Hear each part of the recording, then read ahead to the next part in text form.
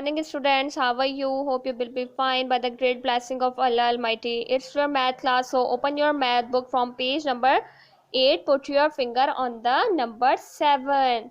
Students, हम write करेंगे 7. 7 kites, 7 balloons. Count करें, 7 kites हैं. 1 2 3 4 5 6 7. 7 kites, 7 balloons.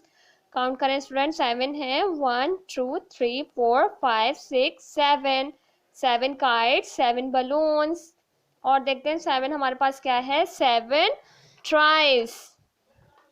7 tries. काउंट करें 1 2 3 4 5 6 7. स्टूडेंट्स आपने राइट करना है 7 और बलून्स और काइट्स काउंट करनी है या नहीं. Thank you so much students.